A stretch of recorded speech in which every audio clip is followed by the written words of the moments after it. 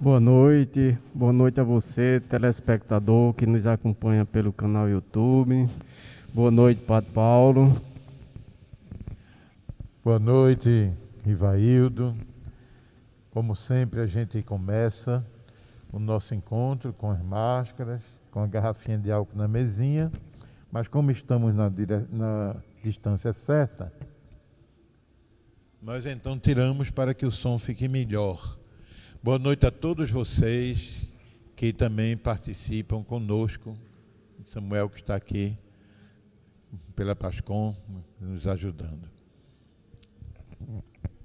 Então hoje nós vamos entrar na terceira parte da formação litúrgica da Sacrosanto Concílio. O que temos para hoje, Padre Paulo? Pois é. Hoje a gente vai ter uma entrevista com Dom Clemente Snar. Eu vou dizer umas palavrinhas sobre ele. Ele mesmo vai se apresentar um pouco, né, quando estiver na entrevista. Mas eu gostaria de dizer que ele é conhecido nosso, veio aqui a Paraíba mais de uma vez, a convite de Dom José Maria Pires. Também participou na Arquidiocese de Olinda e Recife. Eu estive presente num dos aniversários que ele quis comemorar lá na capelinha da Igreja das Fronteiras, onde morava Dom Helder. Então, Dom Helder já tinha falecido, mas ele gostaria simbolicamente de participar daquele encontro. Eu tenho a impressão que eram 60 e poucos anos de padre, acho que 63, que ele estava comemorando lá, acho que foi 2005. E essa entrevista não é nova, não é? Porque ele morreu logo depois. Essa entrevista é de 2010, 2011, por aí. Quer dizer, já faz uns 11 anos, 12 anos que aconteceu, né? Por aí.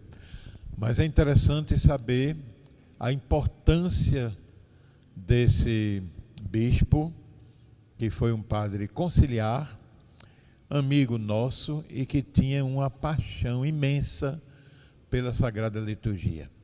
E aí a gente vai ver na entrevista como tudo isso vai se desenvolvendo. Então sejam bem-vindos para participar, não é muito longa, uns 20 minutos, para participar dessa entrevista, depois da qual a gente vai continuar, Rivaildo, com algumas perguntas, e a gente continua alguns quadros ainda.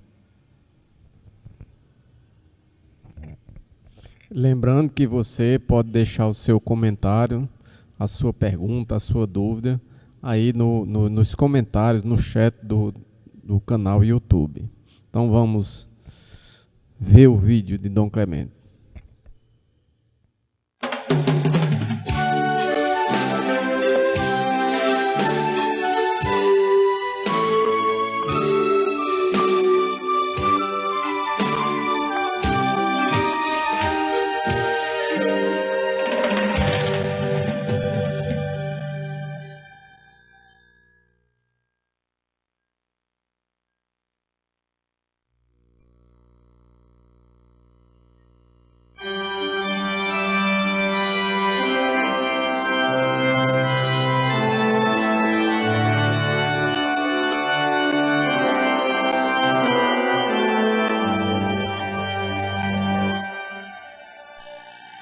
Dom Clemente Snar nasceu em julho de 1917 e entrou para o mosteiro de São Bento em 1936.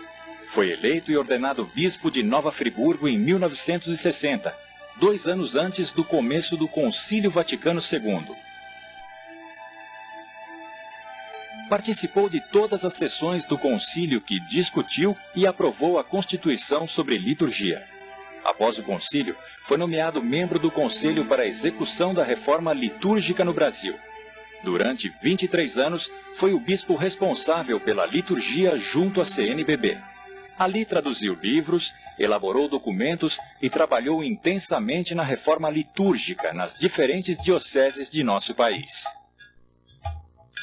Dom Clemente promoveu a reforma litúrgica no Brasil com muito amor e profundo conhecimento, sempre sob a luz da Constituição sobre Liturgia, documento elaborado no Concílio Vaticano II e que ficou conhecido como Sacrosanctum Concilium.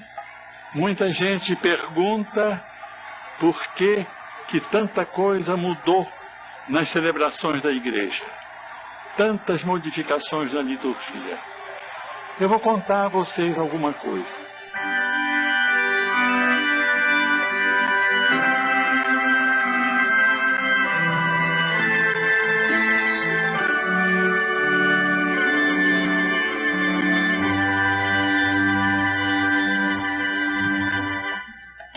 É importante relembrar que a liturgia da igreja foi reformada totalmente no Concílio Vaticano II. Quando João XXIII convocou o concílio, ele pensava numa reforma da igreja, mas uma coisa um pouco mais moderada, não naquilo que se fez realmente. Mas as comissões preparatórias, orientadas pela Cúria Romana, prepararam uns documentos insignificantes que não foram aceitos pelos bispos conciliares. Menos um. O projeto de liturgia estava muito bom. Devia-se isso à atuação do padre Aníbal Bugnini. Então, os bispos reunidos tinham recebido um volume cheio de projetos. Eles resolveram começar o concílio pela liturgia. Então foi o documento de liturgia que, emendado, melhorado, deu depois a Constituição de Liturgia com o nome de Sacrosanctum Concilium. Então, esta Constituição foi, de fato, abrangente. Ela pegava todos os aspectos da liturgia na igreja. Começava falando da liturgia em si mesma. Depois, um outro capítulo sobre a Eucaristia. Depois dos sacramentos. E depois entrava pelo ano litúrgico, pela música, pela arte sacra. Não houve capítulo da vida litúrgica que ficasse esquecido. E essa Constituição, até hoje, é sumamente atual. Eu acho uma glória, que eu tive a glória de estar presente no concílio a toda a discussão dessa Constituição. E nós, no concílio, lutamos pela ideia da participação ativa. E em nome da participação ativa, nós cuidamos de, primeiro, de traduzir a liturgia. Deixar a língua latina, que de fato é muito bonita, mas eu gosto muito do latim, aprendi bem o latim, mas o povo, como é que o povo ia participar com o latim? Então, nós tivemos a coragem de sacrificar o latim, mas foi difícil, porque havia um grupo de conservadores que defendia o latim a todo custo. E o que fazer? Conseguimos vitórias parciais. É interessante que a liturgia começou a ser permitida certas partes em latim, mas pouco a pouco chegamos ao estado atual, em que toda a vida litúrgica pode ser na língua do povo. Eu queria aqui mencionar uma grande figura do concílio, que foi um patriarca melquita, Máximos IV. Máximos IV era um velhinho de barbas brancas, e ele, no concílio, fazia questão de já falar em francês. Todo mundo falava em latim, até eu falei em latim. Talvez um latim ruim, mas falei. Mas ele não. Ele poderia falar um latim muito bom. Ele quis falar em francês. E eu me lembro que ele um dia proclamou, ecoando na Basílica Vaticana, "Le latin est mort, l'Église est vivante. O latim está morto, mas a igreja está viva. Que grande homem! E essa palavra do patriarca Máximos IV foi uma espécie de introdução geral para a constituição de liturgia. Depois, era preciso trazer a Constituição para ela ser aplicada. E aqui houve a grande inteligência e visão do Papa Paulo VI. É grande João XXIII que convocou o concílio, mas é também muito grande Paulo VI que teve a coragem de continuar o concílio e levar o concílio à sua aplicação. Então, o que fez ele? Quando foi aprovada a Constituição, teve apenas 4 votos contra. Mais ou menos a gente sabe quem foi. 2 brasileiros, um italiano e um francês. Bem, esses 4 bispos votaram contra. Não agrada a Constituição. Mas 2.000 e tantos bispos votaram a favor. E Paulo VI não perdeu tempo. Isso se deu no princípio de dezembro e em meados de janeiro ele publicou um documento criando um conselho para efetivar a reforma litúrgica. Havia em Roma uma congregação, a Congregação dos Ritos, mas ele não confiou esse trabalho à Congregação dos Ritos. Ele confiou o trabalho a esse conselho que ele tinha fundado. E ele escolheu a dedo o presidente do conselho na pessoa do cardeal Lercaro. E aí, o cardeal Lercaro teve poderes para escolher os membros e os peritos que iam trabalhar no conselho. E o cardeal Lercaro escolheu como secretário do conselho o célebre Annibale Buini. E assim foi. O conselho funcionou 5 anos. Depois, o mesmo Papa criou a Congregação do Culto Divino, uma congregação diferente da Congregação dos Ritos. E essa Congregação do Culto Divino é que completou a reforma litúrgica.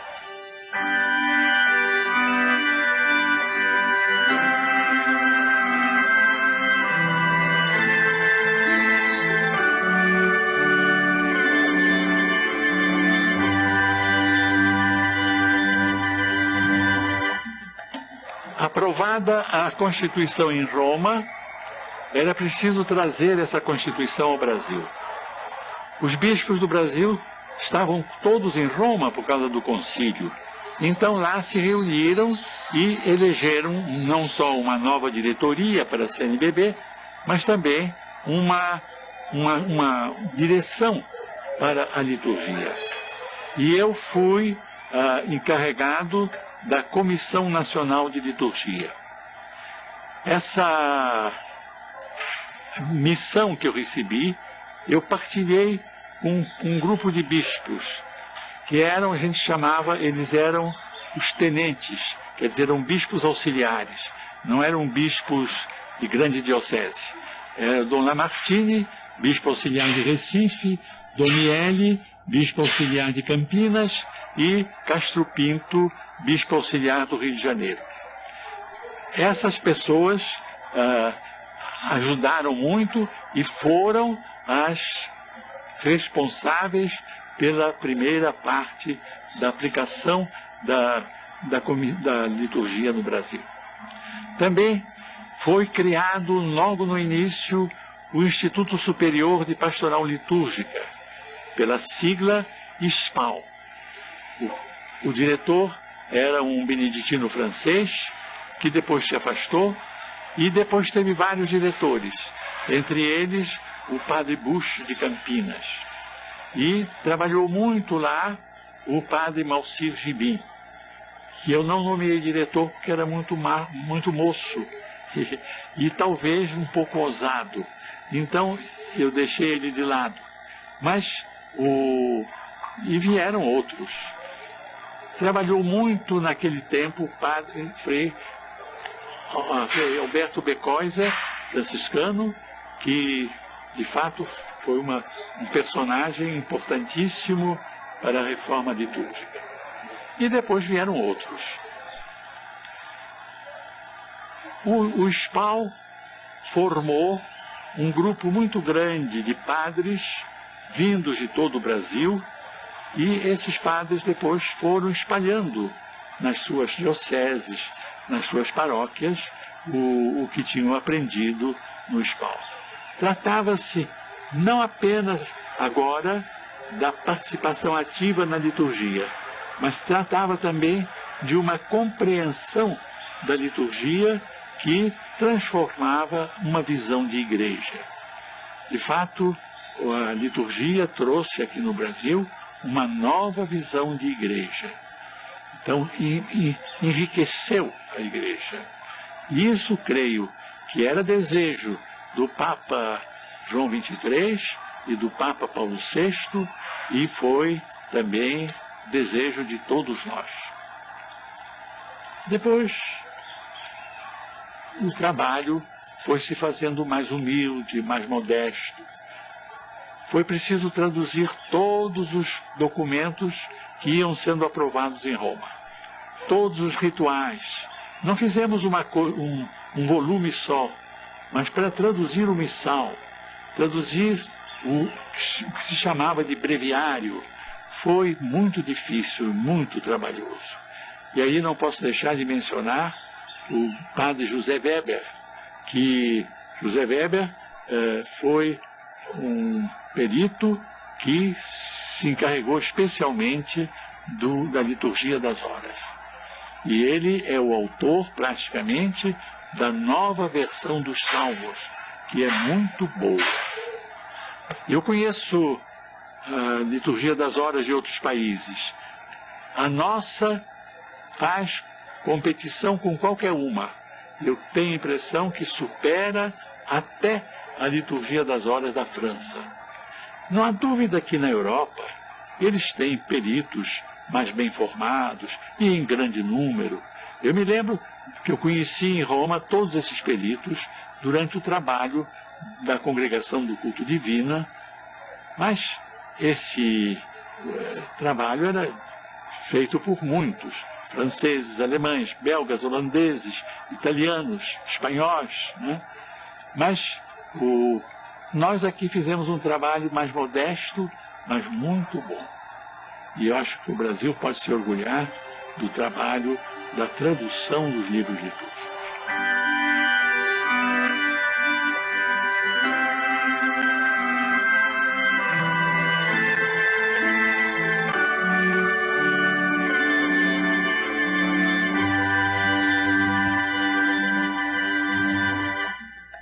Agora é interessante a gente ver como é que no Brasil nasce não digo movimento litúrgico, mas nasce um trabalho de liturgia muito sério, que vai sendo feito aos poucos. Primeiro, a própria CNBB organizou os Encontros Nacionais de Liturgia. Realizaram-se uns 3 ou 4 em diversos pontos do Brasil. E num desses encontros nacionais se resolveu fazer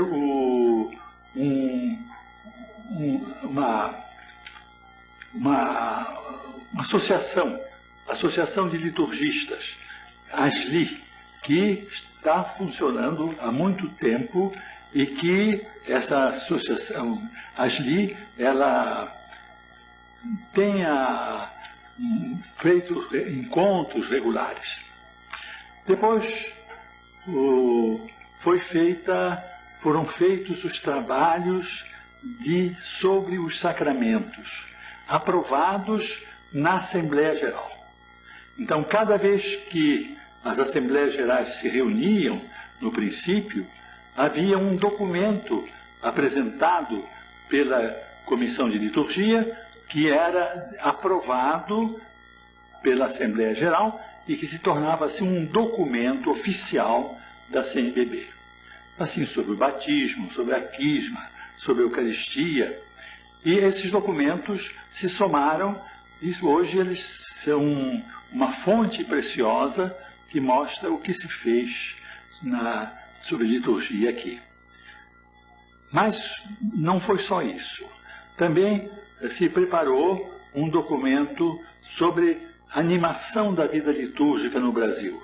É o documento número 43 da vida da CNBB, da coleção azul, que é a coleção de documentos. E esse 43 representa uma espécie de coisa básica, um trabalho básico sobre a liturgia. E nós também fizemos as nossas iniciativas. Eu me lembro que em Roma, quando eu ia todos os anos, ou às vezes 2 vezes por ano, estava com o padre Aníbal Buini, ele me falou no seu desejo de fazer um diretório litúrgico para as pessoas rudes. Mas ele não chegou a fazer. Então nós fizemos isso aqui no Brasil. Foi o diretório para missas com grupos populares. Esse diretório não tem nada de errado, não tem nada de muito avançado, foi feito, mas quando ele saiu, infelizmente, o padre Buini não estava mais na direção em Roma da Congregação para o Culto Divino. E o resultado é que os sucessores do padre Buini proibiram o documento. Então nós tivemos de retirar da circulação e mais ou menos, já tinha tido várias edições. O melhor é que esse documento está aplicado de alto a baixo em todo o Brasil. E não tem nada de extraordinário, mas é, de fato, um documento proveitoso para a vida litúrgica. A gente, depois, parece que a congregação em Roma se arrependeu do que tinha feito, então nos animou a apresentar de novo com modificações, mas o que eles esperavam era uma coisa tão sem gosto, sem sabor, que nós, na CNBB, achamos melhor não apresentar. E dissemos que não íamos apresentar. E ficou por isso mesmo. Era a pessoa que trabalhou naquele tempo, hoje é cardeal Noé. Ele cuida da Basílica Vaticana. Bem, esse diretório para missas com grupos populares foi o único, digamos assim, ponto em que houve um conflito entre a Comissão de Liturgia do Brasil e a Congregação do Culto Divino em Roma. Depois, nós também publicamos muita coisa. A CNBB publicou. E vieram outros, vamos dizer assim, surgiram outros astros no céu da liturgia. E um deles era o padre Gregório Lutz, que assumiu em São Paulo a direção do Centro de Liturgia, formando liturgistas. Então, a ASLI, a Associação dos Liturgistas, e o Centro de Liturgia, e trabalham em união um com o outro.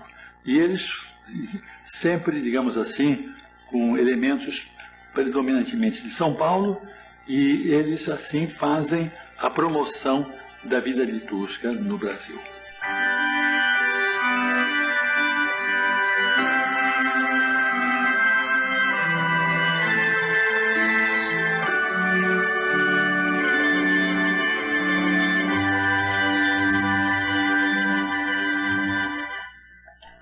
A inculturação da liturgia é um tema bastante discutido. No entanto, não se deve esquecer que é uma necessidade. A liturgia impregna a cultura popular e, com isso, ela recebe elementos da cultura popular. Ninguém vai negar que a liturgia mais antiga tem elementos da cultura grega, da cultura latina. Então, por que não vai ter elementos da cultura africana, da cultura oriental, japonesa, chinesa, hindu? Então, a inculturação é uma grande batalha que teve de se fazer. E, no princípio, a Igreja a igreja, as pessoas que dirigiam a igreja foram contrárias, né?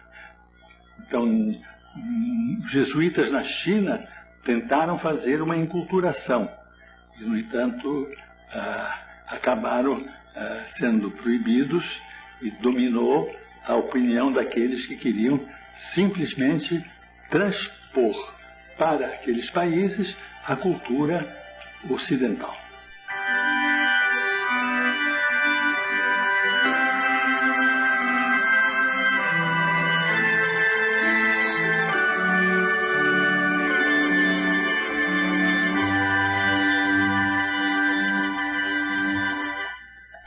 Agora se abre para nós o futuro.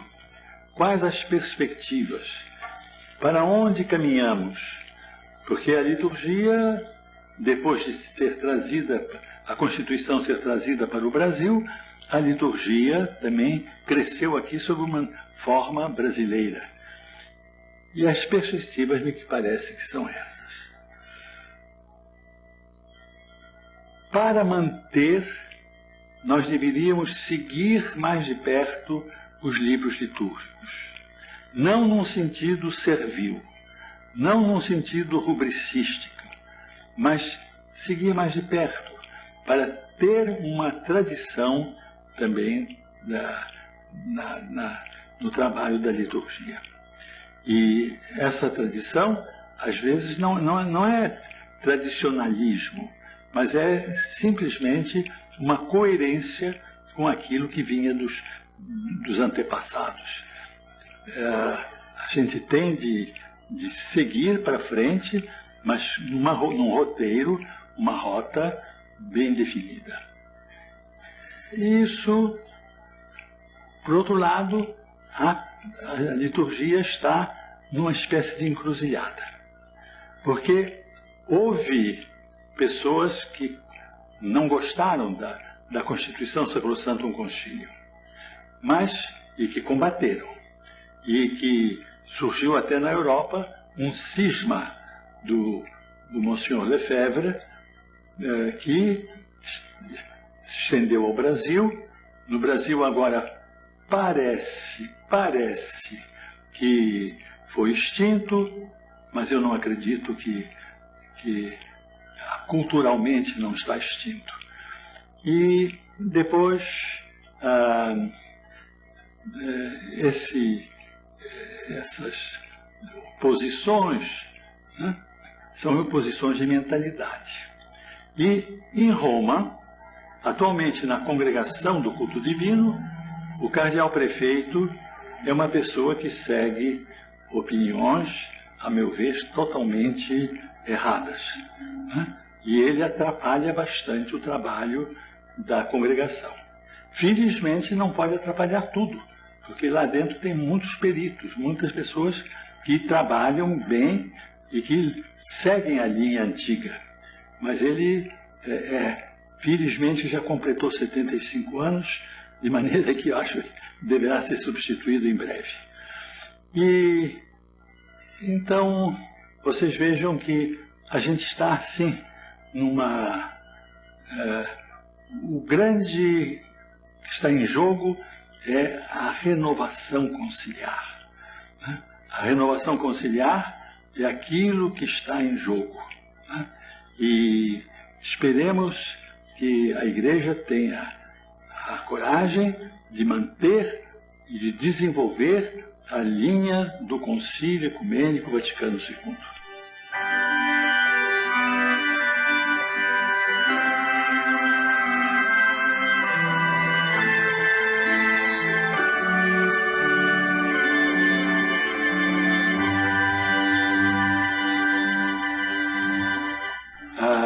A formação litúrgica é muito importante, evidentemente, porque se não há formação litúrgica, não há também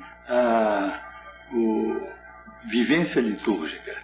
Para ter vivência litúrgica precisa haver formação litúrgica.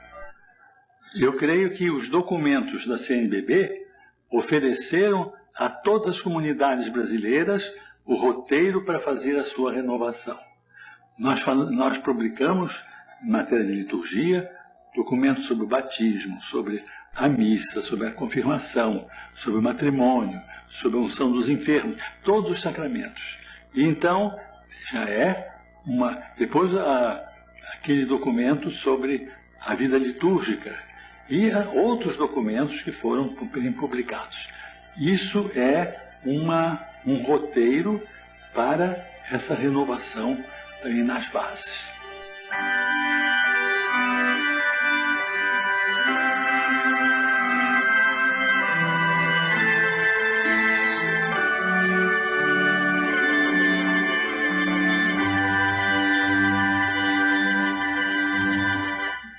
A liturgia é a vida cristã, porque a vida cristã não se distingue da liturgia. A liturgia não é uma perfumaria que vem, digamos assim, dar um bom cheiro à igreja, não.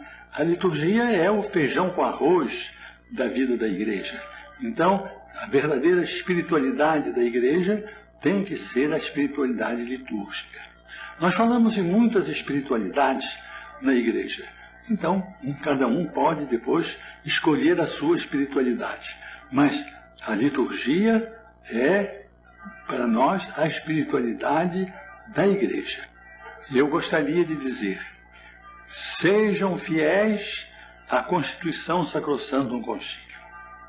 Desenvolvam o que já está na Sacrosantum Concilium, mas não fiquem presos a palavras, não fiquem presos a uma letra, mas desenvolvam para chegarmos a um crescimento da vida litúrgica.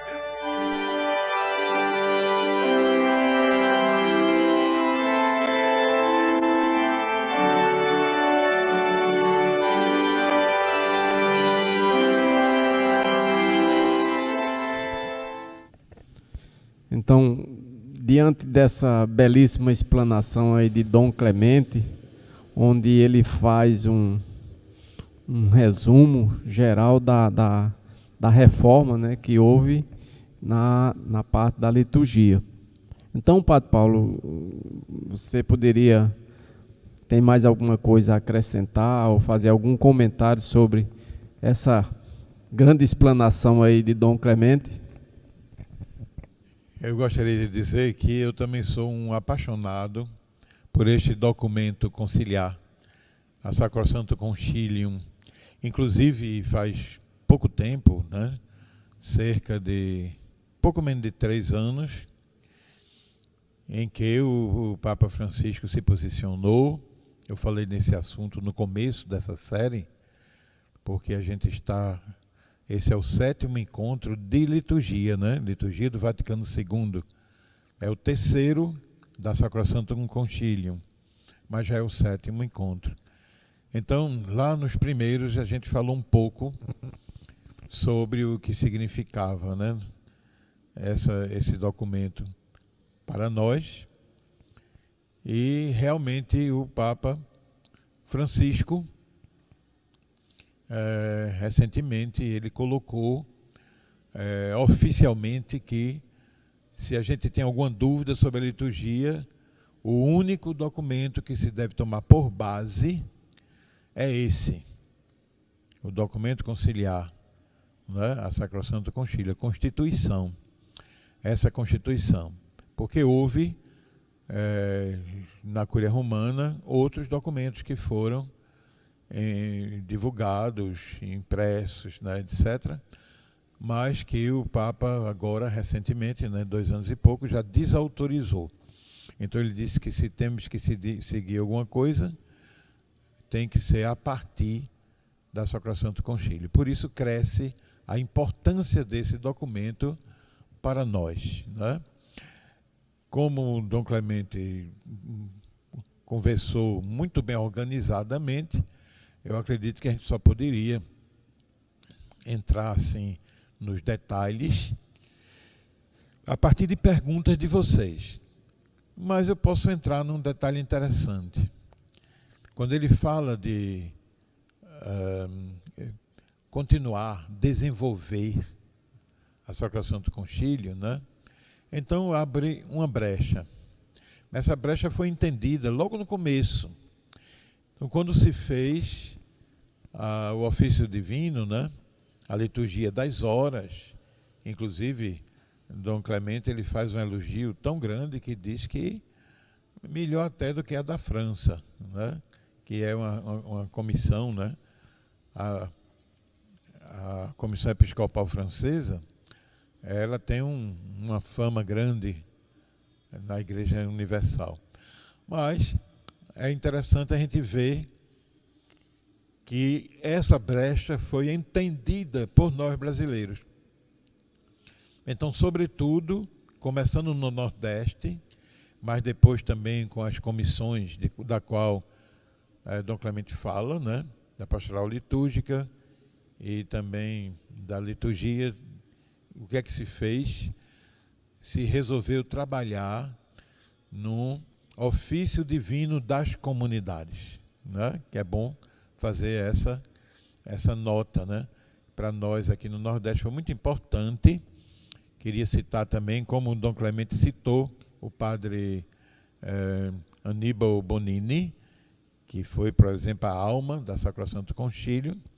Eu queria citar também o padre Reginaldo Veloso, de Recife, ainda no meio de nós, né? Ainda vive lá, como a alma do ofício divino das comunidades. Muito interessante, continua trabalhando, e a gente tem outras pessoas, sobretudo irmãs das Paulinas e outros, mas sobretudo esse nome gostaria de citar. Então eu acho que isso é uma observação importante para acrescentar na Sacrosanto Concílio. Muito bem. Então, dando continuidade aí à nossa formação, Padre Paulo, no último encontro, nós vimos que a liturgia não esgota toda a ação da igreja. O que o senhor trouxe mais hoje, mais um detalhe, mais uma explanação sobre a liturgia? É interessante, porque como Dom Clemente colocou lá, né, duas coisas interessantíssimas.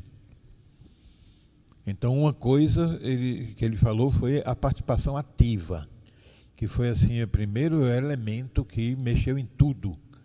Então, a reforma litúrgica foi toda baseada numa participação ativa. Quer dizer, você quando vem à igreja, você quando participa de um casamento, você quando participa de um batismo, de uma celebração da palavra ou qualquer outra celebração litúrgica, você tem um papel efetivo, né? Então, é uma participação ativa dos fiéis que estão presentes. É interessante também, uma outra coisa que Dom Clemente colocou lá, que a gente pode chamar assim, a cara da igreja, né? Então, a liturgia, ela apresenta a igreja como ela é. Então, ela dá uma visão, é como se fosse uma fotografia da igreja. Você vai conhecer a igreja pela celebração. Então, isso é uma coisa muito interessante, que é um papel que a liturgia está cumprindo hoje, né?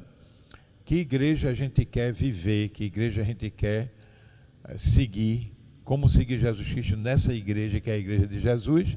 Isso vai ser apresentado pela Sagrada Liturgia. Então tem, sobretudo, a missa, né? A ceia eucarística, que vai mostrar essa identidade. Então veja, claro que a liturgia não esgota a ação da igreja. Então, quando a gente vê nesse quadrinho que você está vendo aí agora, então, a ação litúrgica, ela está muito além da liturgia, ela vem antes e vem depois, né? Quer dizer, tem a pregação do Evangelho, o primeiro anúncio, que a gente chama de querigma, você pode voltar um pouquinho, o querigma, né? E depois temos a catequese de iniciação à vida cristã eclesial, que hoje em dia ganhou nova força com a catequese de iniciação cristã, como a gente está aprovado pela CNBB já faz alguns anos, e a gente está levando à frente. E é claro que a última palavra aí é o que a gente vai chamar de missão. Então, a igreja sem missão não é igreja, né? É importante ver isso aí. Claro que a liturgia não esgota, mas ela apresenta, ela está em tudo, sobretudo quando você pega o seu aspecto simbólico. Então, para dar continuidade ao nosso assunto, o senhor poderia retomar a definição de liturgia? Isso. Então a gente vê nesse novo quadro que apareceu aí, com 3 colunas, né? Então, na primeira coluna, a gente tem a definição básica. É engraçado porque essa parte, lit, a primeira parte do radical, ela vai significar povo ou popular ou pública, né? Alguns hoje preferem traduzir por pública, que é aquilo que tem a ver com o povo todo. E a segunda parte, a orgia, é a ação. Então aqui tem 5 palavras propostas para significar essa mesma parte do radical, né? Fazer, ação, trabalho, serviço, obra, né? Eu queria só para a gente chamar a atenção, hoje a gente está numa época de pandemia, então eu queria chamar a atenção para a palavra cirurgia, né? Então tem a mesma parte do radical, urgia, e tem essa parte inicial, cir, que é com as mãos. Então o que é a cirurgia? É uma ação, é um fazer, é um trabalho, é um serviço, uma obra com as mãos. No caso aí, a liturgia seria um trabalho, uma ação, um fazer, uma execução pública, para todos, para o povo. Então não é para um grupo só, é sempre para todos. Mas não é só católica? Não, é para todos. Porque aí a gente vai entrar na segunda coluna. Você tem a liturgia, que é a ação em si. E na segunda coluna você tem o quê? Uma celebração litúrgica, que é um pouco menor, menos abrangente do que a liturgia toda, né? A liturgia toda está em nós, é uma vida. Mas a celebração litúrgica é justamente aquilo que você vai fazer para tornar célebre. Por isso o nome é celebração. Você vai tornar célebre. E o que é célebre? Está escrito aí nessas outras palavras. Festivo, inesquecível, memorável. E a última palavra, solene. Então a nossa liturgia, ela tem algumas celebrações que são realmente solenes. Não é? Agora mesmo Pentecostes, foi uma solenidade, Páscoa, uma solenidade, né? Corpus Christi, que vai vir daqui a uns dias, uma solenidade. Então, quando a gente fala de celebração, é uma espécie de aportar, é fazer com que aquilo seja inesquecível. Se você sai de uma celebração, de uma missa, seja um casamento, né, e você não guardou nada daquilo, então a celebração não foi bem feita. É importante que fique na memória, que a gente vá caminhando e pensando naquilo que passou, né? E tem um quadrinho aí vazio que a gente vai encher mais na frente, daqui a pouco. Não logo, mas daqui a pouco a gente vai encher essa terceira coluna. Então, dando continuidade e lembrando a você que você pode deixar a sua pergunta e a sua dúvida também aí no chat do YouTube. Mais uma vez, convidando a você para interagir aqui com a gente, até fazendo pergunta e fazendo um comentário, acrescentando mais, se você puder acrescentar, não é não, Padre Paulo? Exatamente, muito bom. Então, dando continuidade, eu não sei se é uma dúvida só minha ou o nosso telespectador também tem essa dúvida, mas eu queria saber do Padre Paulo qual o significado da palavra bênção.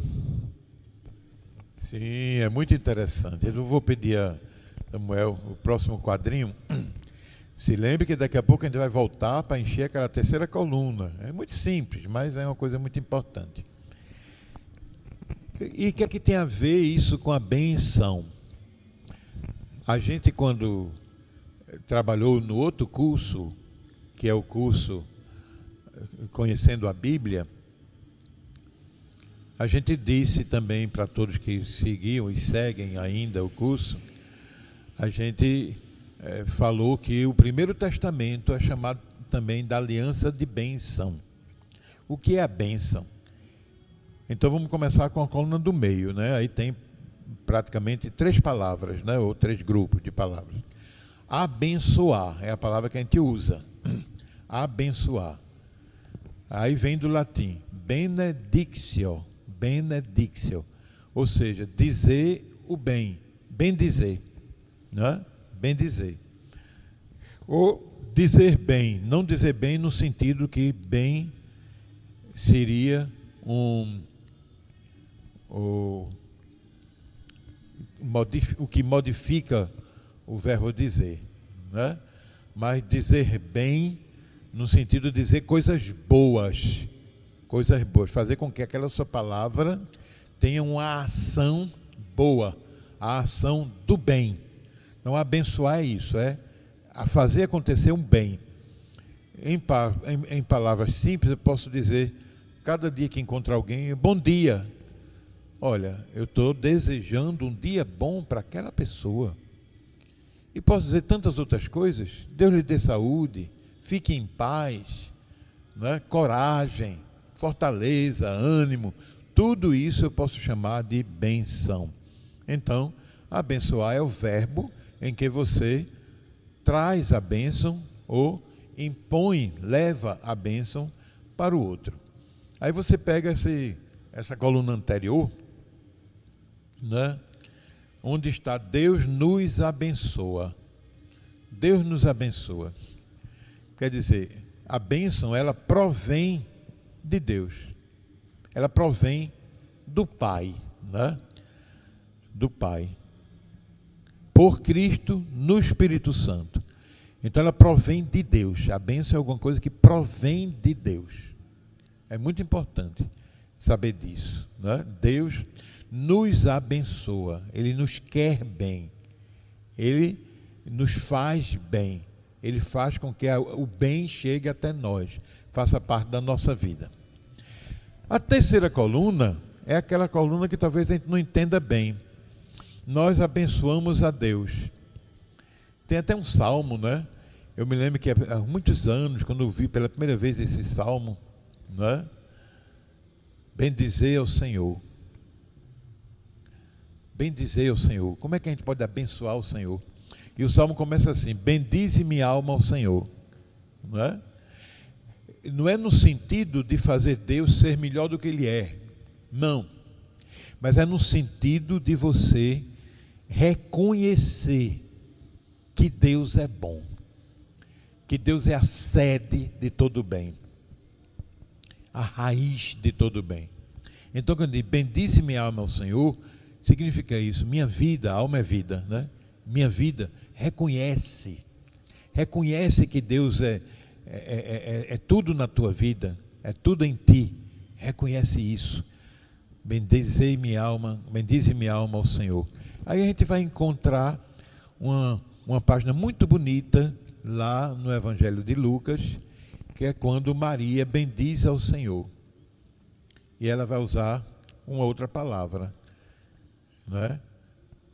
Magnificat anima mea Domine, como o nosso querido Clemente lá falou do latim, uma língua bonita, né? Então eu estou começando só com essa linha do cântico de Maria, que a gente chamou Magnificat. É conhecido até hoje em latim, né? Pelo menos o nome. E traduzindo, a gente vai dizer o quê? A minha alma engrandece ao Senhor. Ou a minha alma engrandece o Senhor. Não é? É uma questão de denotação. Então é importante a gente ver que, ao reconhecer a bondade de Deus, nós bendizemos ao Senhor, nós propagamos a bondade de Deus. Muito bem. Dando continuidade, mais uma vez, reforçando o convite aí para você interagir com a gente. Então, Padre Paulo, nós já vimos, você mesmo já disse aqui em programas anteriores, e hoje Dom Clemente também afirmou que o Vaticano II fez uma grande mudança na liturgia. Quanto à celebração cristã, houve alguma mudança? Vamos dar uma olhadinha aqui no próximo quadro, né? E é onde a gente vai completar aquela terceira coluna. Realmente a terceira coluna fala da celebração litúrgica cristã. Isso significa o quê? Que a liturgia, veja, coluna por coluna, faz parte da vida. Na segunda coluna, a celebração litúrgica, então ela faz parte de um culto. Qualquer culto em qualquer religião. E a terceira coluna, a celebração litúrgica cristã. Então veja, nessa primeira, é muito simples. Por exemplo, eu vou tomar banho. Eu sigo uma liturgia. Cada pessoa tem uma liturgia no seu banho. O lugar onde eu coloco a toalha, onde eu vou me enxugar, o sabonete, onde eu coloco a roupa que eu vou usar depois do banho, onde eu deponho as roupas das quais eu vou me despir, né? Qual é a parte do corpo que eu molho primeiro, qual é a sequência. Aí você vai ter sabonete, shampoo, essas coisas todas, até o fim. Essa sequência a gente chama de rito, né? E o rito faz parte, embora não seja o essencial, mas é constitutivo de toda a liturgia. Ou, por exemplo, comer, almoçar. Sobretudo se você vai à mesa com a família, né? Ou com amigos. Então tem sempre um começo, né? A gente geralmente começa junto. Então, ao comer junto, a gente vai já partir da disposição, prato, copo, talher, a comida está na mesa, ou se serviu na cozinha e trouxe para a mesa, e o que é que bota primeiro, e assim por diante. Há uma liturgia, e geralmente você tem.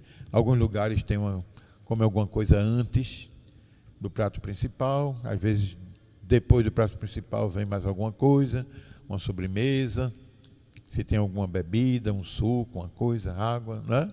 Quer dizer, há uma liturgia e, pela tradição, a gente só sai da mesa quando todo mundo termina, porque é uma celebração familiar. Claro que hoje ficou um pouquinho prejudicado isso, às vezes a pessoa senta com todo mundo, mas cada um vai saindo, que tem coisas para fazer, mas o ideal é começar junto, até o dono da casa terminar, liberar, né? Terminar junto, a liturgia do almoço. E assim, olha, tudo na vida tem uma certa liturgia. A segunda coluna vai dizer que isso existe em alguns momentos dos cultos.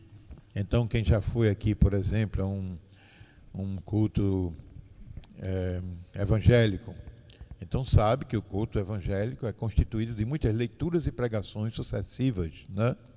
Também invocações a Deus e etc. Também você pode ter ido a algum culto de raiz afro, né? Num terreiro. Então você vai ver como é que acontece, como é que o Pai de Santo, ele começa toda aquela celebração, geralmente na dança, etc. Ou você vai lá numa aldeia indígena, aqui perto a gente tem, né, os nossos irmãos comedores de camarão, em Tupi, Potiguara, né? Então, os comedores de camarão, os Potiguara. Então, quem já foi lá, já participou de alguma celebração numa aldeia, vai ver. Eu acredito que o toré, todo mundo conhece, é uma celebração litúrgica, né? Daquela religião deles. Aí, finalmente, a nossa. Na nossa liturgia, o centro é o mistério pascal. Jesus Cristo ressuscitou. Isso é o que dá sentido a toda a vida de igreja, tudo. Então, o mistério pascal vai ser o centro da vida da igreja, o centro da vida litúrgica. e a celebração litúrgica por excelência. Isso a gente continua depois ao ver o resto do documento mais na frente, mas somente para mostrar e tentar responder essa pergunta que Rivaildo fez.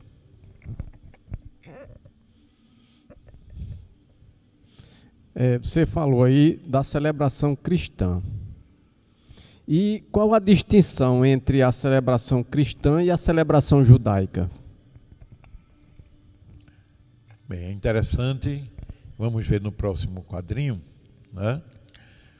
A gente tem aqui, como eu falei, do mistério pascal. Então é interessante lembrar que o cristianismo ele é uma espécie de continuação do judaísmo. Não é a melhor maneira de dizer, né? Porque o povo de Deus ele continua, é como a história da vinha que foi tirada daqueles vinhateiros e foi doada a outros. E temos que ter cuidado para que não seja tirado de nós também. Então, há uma certa sequência. Por isso nós herdamos tudo desde o começo. Desde os relatos da criação, passando pelos patriarcas, Abraão, Isaac, Jacó, Moisés e toda a lei. Então a gente dá uma paradinha aí em Moisés. Para quê? Para entender. Você vê que tem de novo 3 colunas, né? Na primeira coluna é um sinal profético. Vamos ver se a gente consegue ler junto. Que tem nessa primeira coluna, né? A última ceia que acontece lá no Egito. Não é interessante isso? Tem uma ceia antes de acontecer a saída do Egito. Essa ceia em que as pessoas vão matar um cordeiro macho de 1 ano, vão pincelar com o sangue o umbral da porta, vão se vestir, se cingir e comer apressadamente, em família ou em grupo de famílias. Então é um sinal, né? É um sinal profético, porque é para mostrar o que vai acontecer. O que vai acontecer, mas no futuro vai ser a morte daquele cordeiro, né? Que é o cordeiro pascal cristão.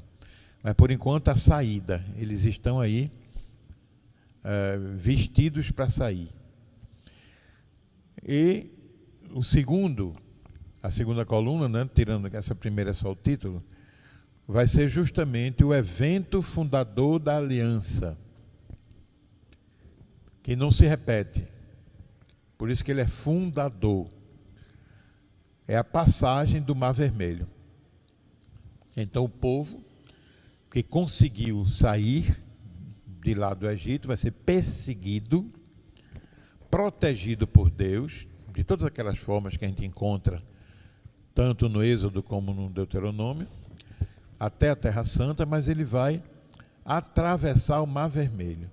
Então esse momento da travessia é o que vai separar a vida anterior de escravidão na nova vida, que eles vão peregrinar ainda no deserto por 40 anos, até chegar à vida para construir a comunidade de Israel na terra prometida. Então esse evento fundador. Aí depois na terceira coluna, a gente vê aqui a interação, né, dessa ação ritual, como sinal memorial. O que é que significa isso, né? Às vezes as pessoas têm uma tentação de achar que memorial é só para lembrar. Não. Memorial é para reassumir. É como alguém que celebra aniversário de casamento. É como se estivesse casando de novo. Está renovando o casamento. Ou, agora na quinta-feira de Corpus Christi, a gente recebeu o convite do bispo, todos os padres, diáconos, para fazer a nossa renovação das nossas ordenações, das nossas promessas como padre, como diácono, né? É uma renovação da ordem, do sacramento da ordem, né? Então também acontece justamente na Páscoa. Ao celebrar a Páscoa, cada ano, por isso está escrito aí, ó, rito anual daquela ceia pascal, onde eles matavam na véspera o cordeiro do mesmo jeito e comiam aquele cordeiro apressadamente, ensinando as crianças a fazerem perguntas, e essas perguntas vão ficando todo ano na mente, na memória, até que depois eles vão ser pais de família, vão repetir esse gesto, e assim por diante. Tem toda uma liturgia familiar, né? Então eles vão usar o cordeiro, vão usar as ervas amargas, para se lembrar das dores, do amargor, que foi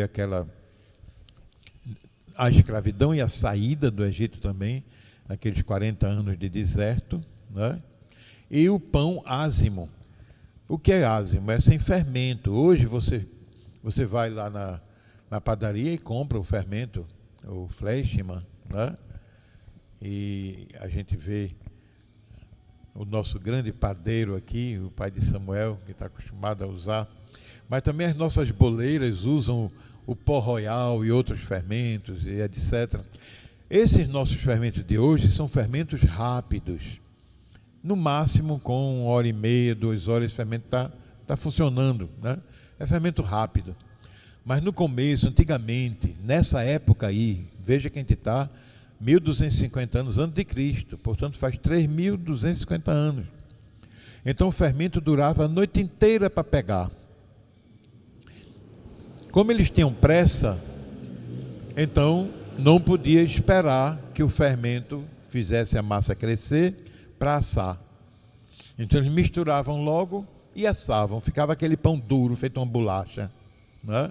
Que foi justamente o pão que Jesus usou na ceia, um pão que partia fazendo barulho, teco, como uma bolacha, né? Então isso é interessante a gente ver o significado disso tudo, deixar para trás tudo que passou, né? E esse memorial também é uma aliança no sangue do Cordeiro, aquele Cordeiro que representou a morte dos primogênitos egípcios, mas que representou a salvação da sentença de morte dos primogênitos hebreus que estavam com suas casas pintadas nos umbrais por aquele sangue, né? E que os judeus também festejam desse jeito. Depois Moisés tem um lugar lá no Sinai que ele joga o sangue, metade no altar, metade no povo, né? Então isso aí com relação à Páscoa judaica. E é interessante que o ideal seria que os judeus estivessem em Jerusalém na Páscoa, mas eles nem sempre conseguem. Você sabe que Jerusalém está longe, os judeus estão em todo lugar do mundo hoje, mas quando eles terminam, um olha para o outro e diz assim: no ano que vem em Jerusalém. Alguns nunca conseguem, mas alguns conseguem, né? Aí vamos ver essa outra linha embaixo, né? Que também tem o título, a Páscoa Cristã, e mais 3 colunas, né? Na primeira é o sinal profético, né? Que foi uma coisa que aconteceu antes, antecipação. É a última ceia lá no cenáculo, naquela sala onde Jesus mandou preparar. É uma celebração também, como aquela do Êxodo, única e irrepetível. É um sinal profético de quê? Da morte de Jesus. É muito interessante isso, né? É muito interessante. Então veja, como é esse sinal? Quando ele diz, isto é o meu corpo, ele pega o pão, um pedaço de pão, e diz, isso é meu corpo dado por vocês. Corpo dado. Quer dizer, vai morrer. Depois ele pega o cálice e diz, este é o cálice do meu sangue, que será derramado por vocês para o perdão dos pecados. Então, corpo dado, sangue derramado e separado. Então, se você separa corpo e alma, você está matando a pessoa, né? Então, Jesus, ao celebrar isso, ao falar do corpo e do sangue separadamente, ele está dizendo que vai morrer, né? Então, é importante que aquilo já prevejo o que vai acontecer, que é a ordem de iteração, né? Então, indo para a segunda coluna, vai acontecer a morte e ressurreição de Jesus Cristo, né? A gente tem isso nos 4 evangelhos, mas que está um pouco sintetizado nessa carta aos Hebreus. A gente coloca aí, né? Um pouquinho sintetizado. Mas é justamente esse sinal, a Páscoa de Cristo, esse sinal vai ser repetido cada ano para nós na Quinta-feira Santa, né? Na Quinta-feira Santa. Aí você pode perguntar, como está nas proximidades de Corpus Christi, né? Por que se faz a festa de Corpus Christi, significa corpo de Cristo, se a gente já tem a Quinta-feira Santa, já celebrou a Quinta-feira Santa? Essa festa foi criada para afirmar a presença de Cristo nas espécies sagradas, nas espécies eucaristiadas. Não foi uma coisa essencial, né? Foi porque muita gente questionava, muita falta de fé, muita dúvida. A igreja disse, não, então vamos fazer uma celebração só para mostrar ao povo que o Cristo está presente naqueles sinais do pão eucaristiado, do vinho eucaristiado, ou como a gente chama, pão e vinho consagrados, ou corpo, sangue, alma e divindade de nosso Senhor Jesus Cristo. Mas foi uma festa para mostrar isso e para fortalecer a fé das pessoas. Não é para substituir a Eucaristia de jeito nenhum, né? Isso é muito importante. Aí cabe uma observação para nós, que às vezes a gente sente emocionalmente muito mais alegria em participar de uma adoração do Santíssimo do que da celebração litúrgica da Eucaristia. É um erro, a gente está indo mais pela emoção do que pela realidade. Por quê? Porque a adoração é só para lembrar que é Jesus, só. Mas é na Eucaristia que o pão e o vinho se tornam o Cristo.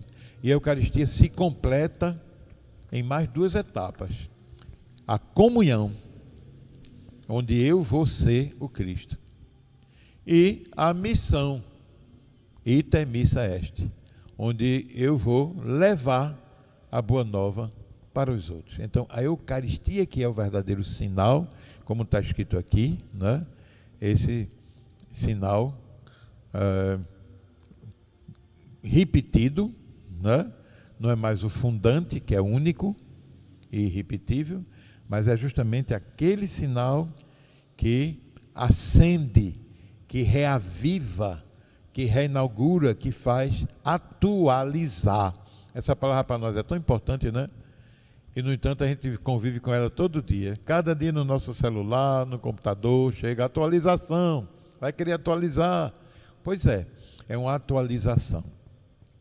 Eu queria aproveitar, já que eu falei nos 2 itens aqui, da segunda coluna, essa atualização que serve para o judeu. Se você não está em Jerusalém, mas celebra a Páscoa judaica, se você ainda não era judeu, a partir daquele momento você fica sendo judeu. É como se você estivesse passando pelo Mar Vermelho. É como se você estivesse junto com os descendentes de José, né? Descendentes dos hebreus, ali junto com Moisés, comendo aquele cordeiro da Páscoa. E também na missa.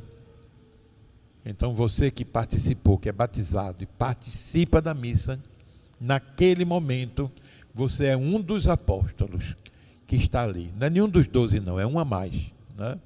Um dos apóstolos que está ali para ser corpo de Cristo, como se dizia antes, corpo místico de Cristo, né? Agora vamos para a terceira, como é que eu digo, coluna. A gente vai baixar um pouquinho para poder ver, não o contrário, vai subir um pouquinho então, para eu poder ver a primeira que eu não estou vendo ali. Isso, tá bom. Então veja, ele vai falar da repetição da ação, né? Como esse sinal memorial. Então, na Páscoa judaica, isso vai acontecer, como a gente viu, mas também acontece na Páscoa cristã. cristã. Mas está frisado aí, a gente sabe que tem missa todo dia, não é? E muita gente não perde. Eu tenho amigas, sobretudo amigas, amigos também, que participam da missa, até assistem, né? Não participam integralmente, na televisão 2 vezes por dia, ou mais até. Então, acontece aí. Aí veja, para nós, a celebração eucarística dominical. Por que dominical? Ele não tem missa todo dia? O que é que significa esse dominical?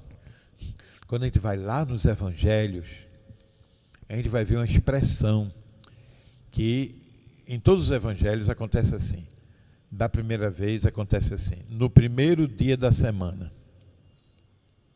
E das outras vezes acontece assim, 8 dias depois. Pode ir lá procurar nos últimos capítulos, né, de cada evangelho. Então você vai ter isso aí aparecendo, né? O menor de todos, Marcos, que a gente está estudando agora até o mês de junho, vamos estudar, alternando com a liturgia. E os outros, o mais extenso, que é Mateus, e os evangelhos todos vão falar disso aí, né? Então é tão importante que você observa esse momento da Eucaristia dominical, e por isso que o nome é domingo, que no tempo era o quê? Primeira-feira, segunda-feira, terceira-feira, quarta-feira, quinta-feira, sexta-feira, Shabat, sábado. Sábado sempre foi Shabat, que é o dia da paz. Shabat, Shalom, né? A aclamação, a paz do Senhor, no dia do Senhor para vocês. Então, o Shabat é o dia consagrado ao Senhor. Então, o cristianismo, o Cristo, ao ressuscitar, ele não fica aparecendo todo dia, não, para os apóstolos. Ele só aparece no primeiro dia da semana e cada 8 dias. Então, eles resolveram chamar esse dia de Dia do Senhor. Dia do Senhor. E no 4º século, o latim começou a dominar a igreja, que antes era o grego, e outras línguas, mas sobretudo o grego. Então eles vão chamar Dominica, né? Domingo, dia do Senhor. Dia do Senhor. Então é por isso que está escrito aqui, a celebração eucarística dominical. Por quê? Porque é a Páscoa. Todo domingo é Páscoa. Hoje a gente tem o quê? A gente tem o nosso calendário litúrgico muito cheio. A gente tem primeiro o Advento, depois a gente tem todo o tempo do Natal, até a festa de Reis. Aí tem um intervalozinho de tempo comum, aí começa com a Quaresma. Depois da Quaresma vem, no fim da Quaresma, a Semana Santa, o tempo pascal, vem Pentecoste, depois todo o tempo pentecostal que estamos vivendo agora, que é o tempo comum, né? E que vai encerrar com a festa de Cristo Rei, onde Jesus Cristo vai receber o nome que está acima de todo o nome. Então, desde o começo do mundo até o Cristo ser coroado diante do Senhor, receber toda a honra e toda a glória, a gente tem a história da salvação cada ano. Claro, mas no começo não era assim. Era só os domingos. Só o primeiro dia da semana dedicado ao Cristo. Só.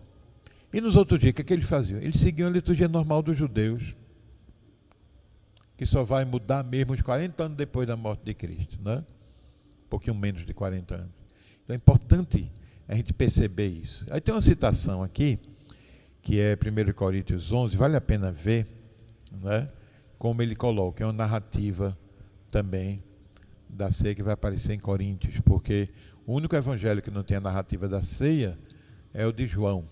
Então Mateus, Marcos e Lucas têm, e João não tem. Mas tem uma quarta narrativa que está aí em Coríntios 11. Então vale a pena ver isso aí. Pois é, um pouquinho longo, não é? Mas vale a pena, eu acredito. Vale a pena, com certeza. Então nós já chegando ao final do nosso programa, mas antes de concluir, Padre Paulo, nós já vimos aqui que o Concílio do Vaticano II, ele trouxe significativas mudanças, não só na liturgia, né, mas em outros segmentos. Então eu pergunto, qual o principal propósito da Sacrosanto Concílio? O principal propósito da Sacrosanto Concílio é esse que está aparecendo aí. Você vê que a gente está aí numa celebração litúrgica, né? Inclusive com elementos políticos, né? Você vê que tem bandeiras e tal. Tem a bandeira do Vaticano ali, tem a bandeira do Brasil, tem mais uma outra à esquerda. Então a gente percebe que é importante a gente perceber que a liturgia está no centro da vida. Aí a frase que a gente tem aí, um pouco longa, né? O propósito de todo o documento da Constituição Sacrosanto Concílio é a recuperação da liturgia como fonte e cume da vida eclesial. Por que recuperação? Recuperação porque, de certa forma, se perdeu, sabe, gente?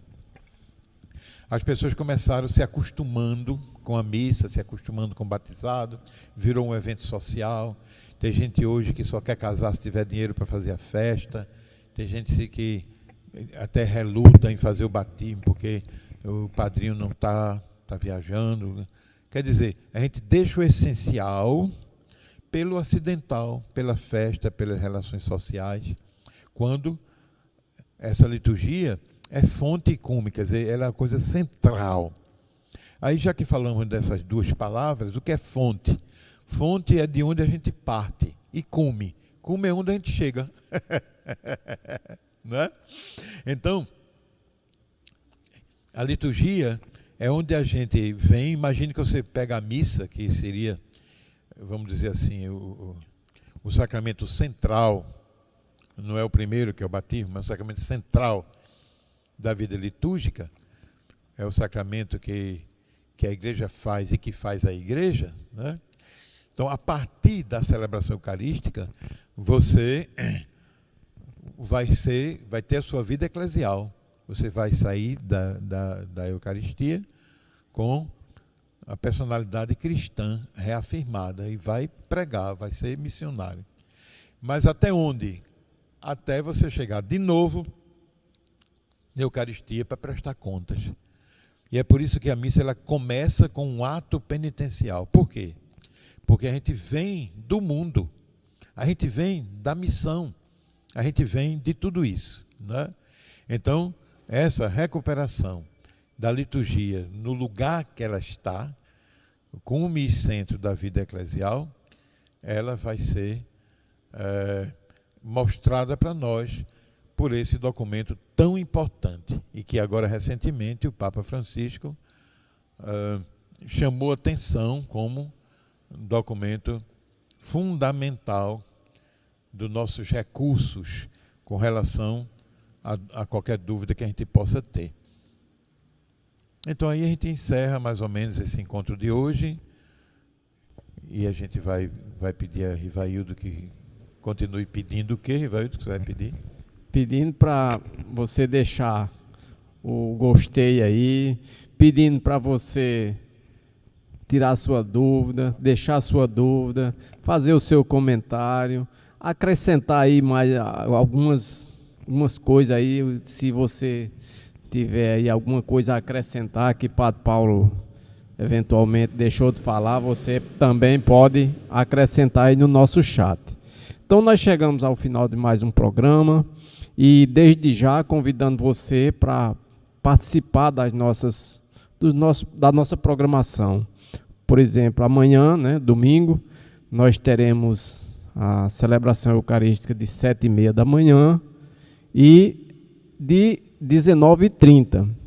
Todas as duas missas serão transmitidas pelo canal YouTube.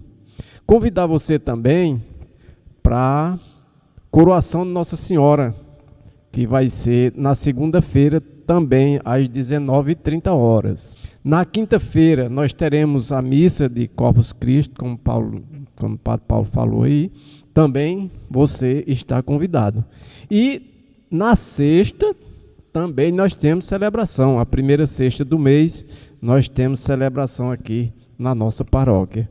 E sábado, você também está convidado para participar da formação bíblica, né? Conhecendo a Bíblia, e nós estamos com o Evangelho de Marcos. Então é um programa muito importante, aí todos são importantes. Então, desde já, deixo o convite aqui para você participar conosco nessa semana aí.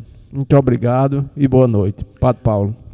Eu gostaria só de acrescentar que nesse fim de semana nós teremos também a coroação de Nossa Senhora nas diversas comunidades, né? Rosa Mística vai ser no sábado, às 17 horas, também São Pedro vai ser no sábado, São Mateus vai ser no domingo. A Mônica vai celebrar conosco aqui na segunda-feira, né? E Graças ainda está em dúvida se vai fazer junto com Rosa Mística ou como é que faria, ou se viria para cá na segunda. Mas, de certa forma, você vai ver que tanto sábado como domingo, como segunda, nós vamos coroar Nossa Senhora, a partir das nossas comunidades até a matriz.